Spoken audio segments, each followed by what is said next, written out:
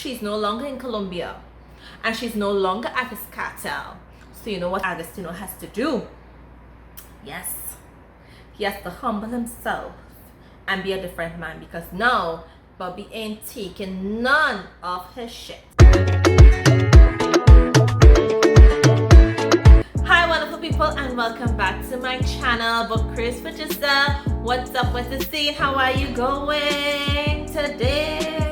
I said today I am so excited to share with you some mafia interracial romance.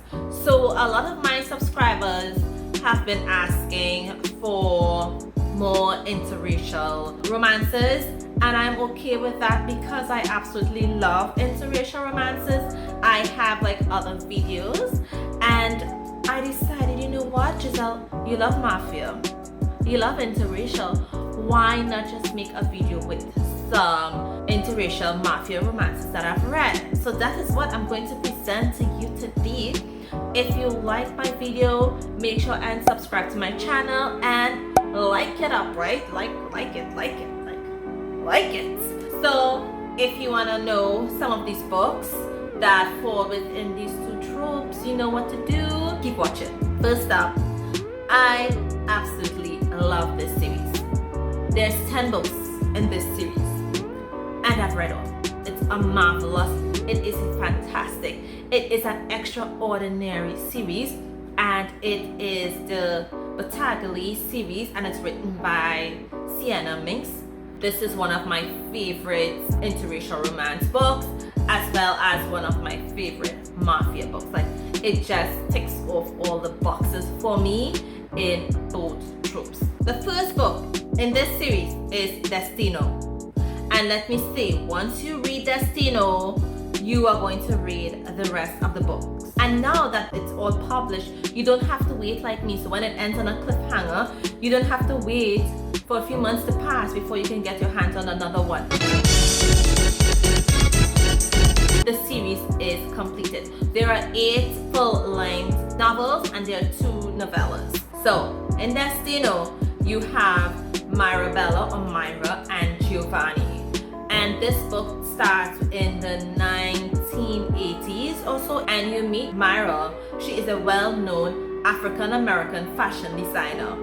And her friend, Fabiana, they decide to go to Italy because Myra wants to open up another branch there. And, you know, and it's also like a vacation for her. So they go, and then Myra, she encounters like these issues with the particular building that she wants to buy or rent to set up her business there. And it's because of the Italian mafia.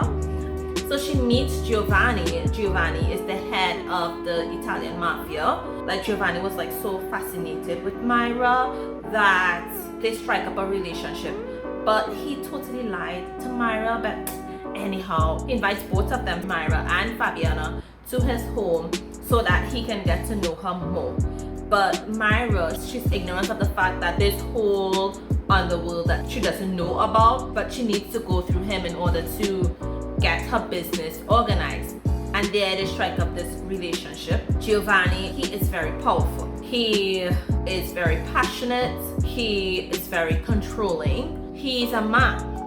And I have to say this, Giovanni is a man who knows how to get what he wants. And what he wants is Myra. And he does what he needs to do in order to get Myra. This story, it grabs you. You have betrayal. You have the death of her best friend. He murders his advisor. You have a jealous cousin, Lorenzo. You have a adopted brother that is in love with his adopted sister, who, that is Catalina, whom is engaged to someone who is gay. Say what? Let me tell you, there is drama in this book. There's excitement in this book. It is sinful. It is lustful. The story is, it is well written. Everything unfolds nicely. The characters are phenomenal, and you see these characters throughout the entire series. For instance, and this is like jumping ahead in the series, Myra, she thought she wanted to come to Italy to set up that business, but there was actually other factors involved, and her friend Fabiana was actually hired by I sell it out too much. I can't do that. No more spoilers. I'm just saying right now that the story, it is so good. If it's one mafia romance you have to read, I think it should be this one. And to top it off, it is interracial. Love this book. If you've read it, tell me about it, because this is one of the best interracial romances that I have read. Like, period. I also wanted to mention like another really great, fantastic, captivating interracial mafia romance. It is written by Keta and Kendric, and it is the Chaos series.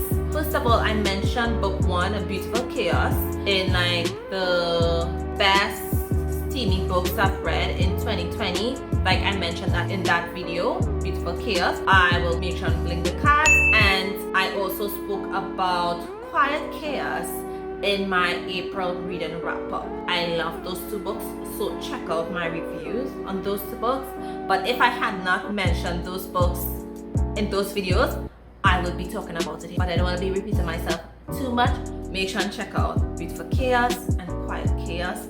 You are going to love these brothers. Like Cain the Cannibal and Arjun, aka Loud, and then you have Desiree the bookkeeper, and then you have Mecca, the head of the Black Saints. It is a match made in heaven with these two books. Love it. I can tell you right now that Quiet Chaos is going to make it on my list of the best books that I read in 2021. I absolutely love it. So check out my reviews. The cards are going to be up there. I need to go on to some of the books. Next up, oh my gosh, when putting together this list, I'm like, yo, this book was good. Dirty Kisses. Love it. It was a phenomenal book. Dirty Kisses. First of all, we have interracial, we have mafia. Boom, we're set to go. Boom, bam, bop, bada bop, boom, pow. What I like about this book, it's that it starts off with action. It starts off exactly how I love a good mafia romance to start off. So from chapter 1, from the first page, you are hooked. You want to devour, you want more, and it just piques your interest that you can't help but, continue reading. It is not one where you can't put down. No. You have to read it through. So in Dirty Kisses, you have Casimir and Emily. Casimir, he's the head of the Russian Bradford. And he's on all these watch lists, FBI, Interpol, everything you name it, he's there. He's one of the most wanted, most dangerous men in the world. That is Casimir. His washer in New York City was murdered, so he had to come to see what is going on. When he sees how gruesome this person was murdered, he's like, 1, I need a new washer, and 2, I need to find out who killed my washer, because then you are attacking the head of the Russian Bradford. No. He could not have that. He and his brother trying to solve who killed his washer, and he stumbles upon Emily, and he becomes so fascinated with Emily. Like, he's never met a black woman like Emily. Like, in his mind, he's like, this woman changes. She has like disguises, because he would see her with different hairstyles. She's also an artist. So Emily, she had a very traumatic experience when she was younger. So you get like a whole background as to, Emily and why she is the way that she is. So Casimir stumbles upon Emily because that is where the trail leads him. And he discovers that, okay, she's an artist. And then he sees these paintings about a lion. He's known as a lion. And then he sees this mouse and he's like, Emily, you are going to be my mouse. You are going to be my new washer.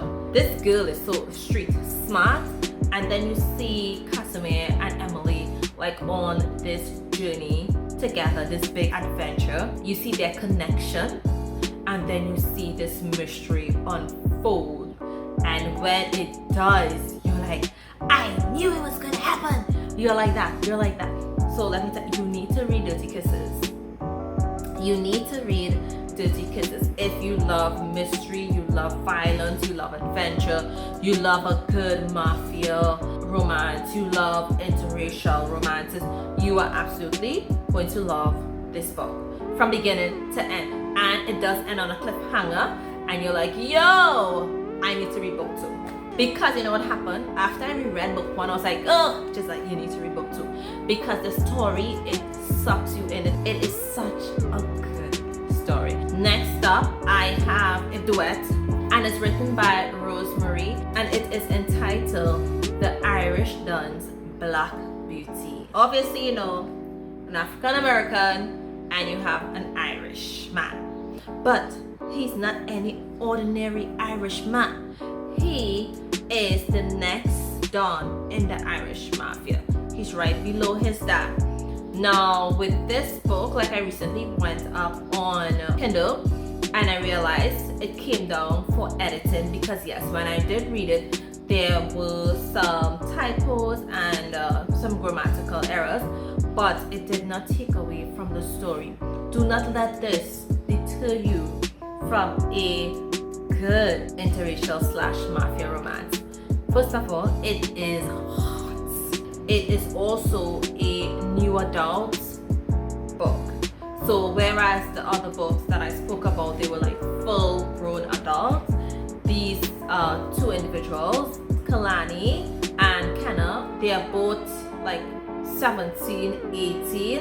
Kilana, she basically gets everything that she wants. She's not spoiled or anything like that, but her parents grew her up to be very humble.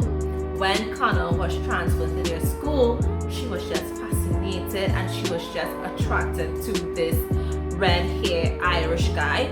He basically, you know, was a nerd, was the top of their class, the top of their school and everything. He's so intelligent, and he basically stuck to himself.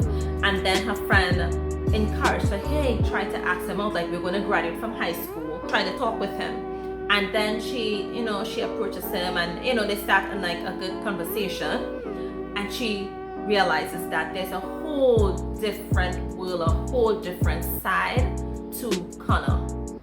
When she realizes how aggressive he is, how authoritative he is, and the fact that like he has, you know, persons on speed dial, and that he is the next head of the mafia, like she becomes so overwhelmed.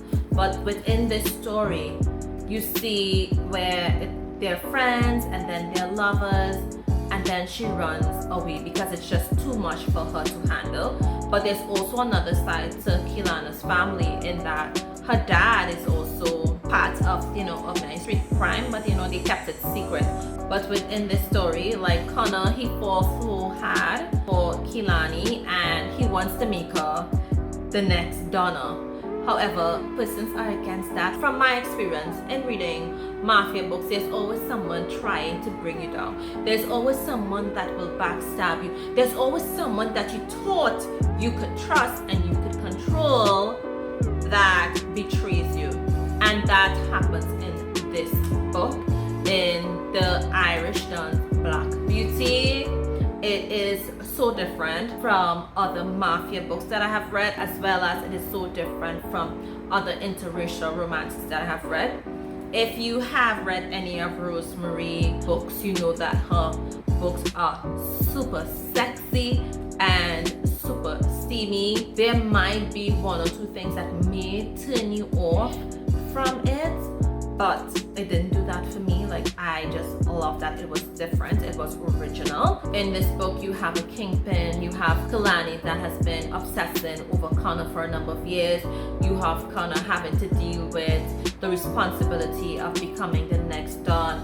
You have him dealing with the grief because something very tragic happens to Kalani. You have him dealing with all of these secrets and lies, having to reveal himself or come out to Kalani because he's like a totally different person. He's not a high school student. Like, this guy, he is freaking brutal. Connor is a dangerous man, and he's not someone to be trifled with. Full stop. You don't play with Connor. A hat? What hat? Connor has no hat. The only person that Connor cares about is Kalani. Everyone else, he will kill you dead.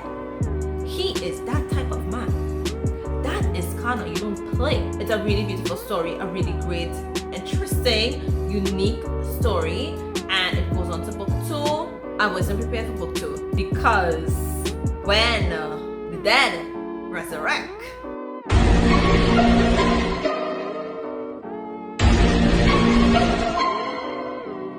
things happen, they change, and you have to roll with it.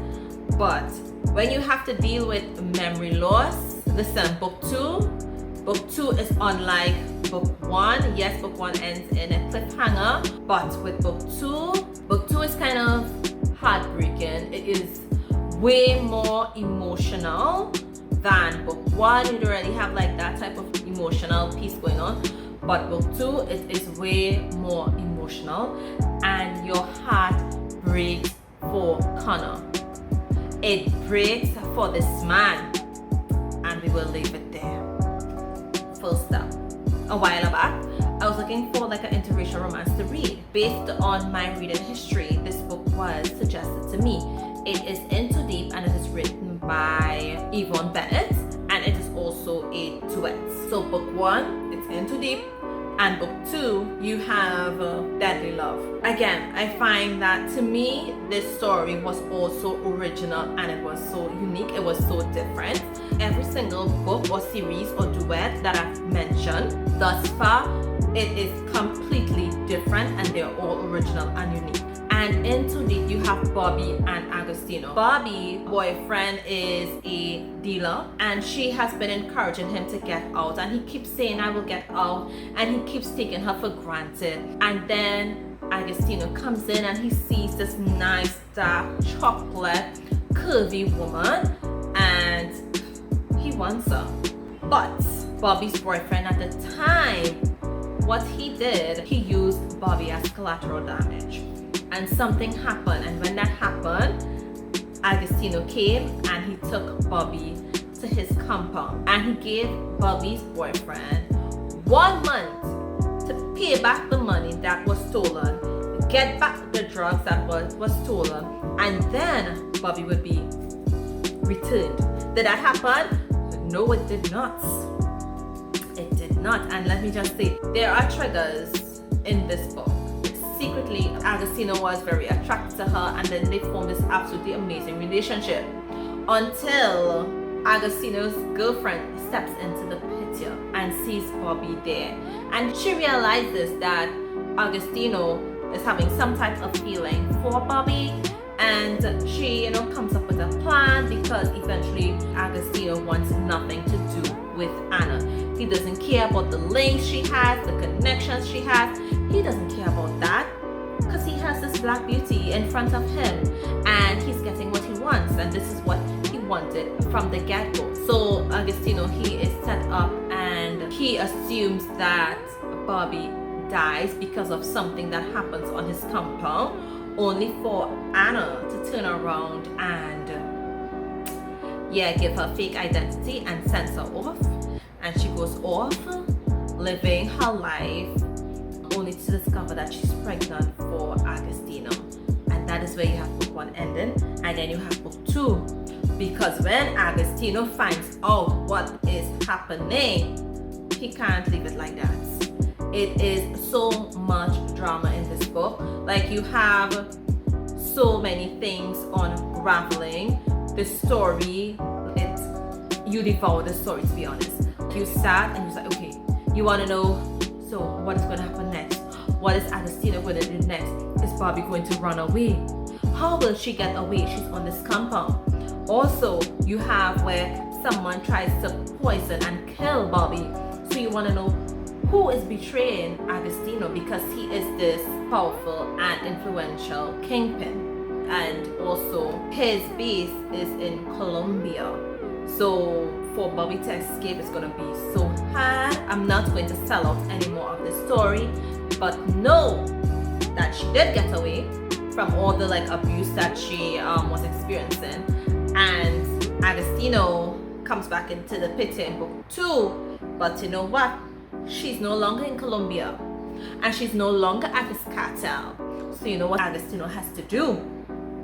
Yes, he has to humble himself and be a different man, because now Bobby ain't taking none of his shit. It was such a good turnaround, and let me just say that you know what, people were still out for Destino. He had people out for him, endangering Bobby and their child.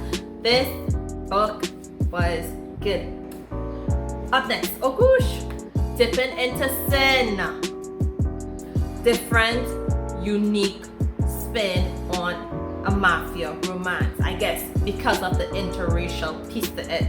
But dipping in sin, it is an awesome story. So in this book you have Simone. Simone, she basically grew up with her mom. She don't have a good relationship with her mom, but she works hard and she gets a scholarship to a university.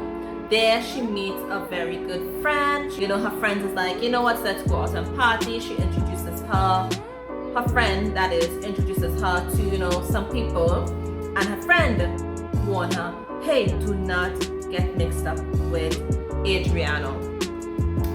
So my girl, Simone, she walks in with her nice, you know, fitted dress, and he's instantly attracted to her. He is unprepared for all the delicious, curvy, dark chocolate that is Simone, and on top of that she is intelligent because she's working to become a doctor. Like, that is her goal in university. Unfortunately, she becomes mixed up with Adriano. However, he has to get engaged to someone else within their mafia family, and he doesn't have a choice. If he doesn't, then Simone dies. So in order to protect her, he agrees. Simone is left heartbroken. They had like such a good connection, such a great relationship. And when Simone discovers that Adriano is in the Mafia 1, that he's very powerful, that he is engaged, that he has been cheating on her, when she sees them together, she's so heartbroken, only to discover that she's also pregnant. When she tells him this, he's like, you need to have an abortion, because he already knows what is going to happen. Number one, she would never be accepted in the mafia because she's black. It's not going to happen. Two, she's not Italian, so it's definitely not going to happen. And she, you know, she's like, you know what? She's thinking about her future. She wants to do this. But when she does, she makes the appointment. She's there on the medical table. She's informed she's having triplets. She runs away. This story, it's again, there's a part 2 to it. I don't want to talk about part 2, but note that it fast forwards 5 years after, and you see how much Simone has struggled to get over Adriano. You see how before Adriano was bad, but now he's just like friggin' evil, and you see where he tracks her down. However, the ending messed me up. Love book 1, like I devoured book 1, devoured book 2, and then I see the ending, I read the ending, and it messed me up. If you read the story and you read book 1 and you read book 2, let me know what you thought of the ending for book 2. It messed me up, like I kid you not. I'm upset now. Great story, fantastic characters, well written, flows well. Love it. The ending,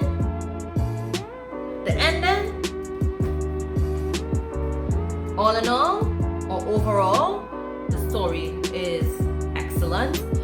So that brings me to the end of this video. Let me know if you enjoyed it and if you like these recommendations that I've made. If you would like some more recommendations, some more interracial mafia romances, let me know in the comment section down below. Give this video a thumbs up and subscribe to my channel if you have not already. So thank you again, and don't forget to subscribe, like my video, hit that notification bell so you know when I post another video. Bye!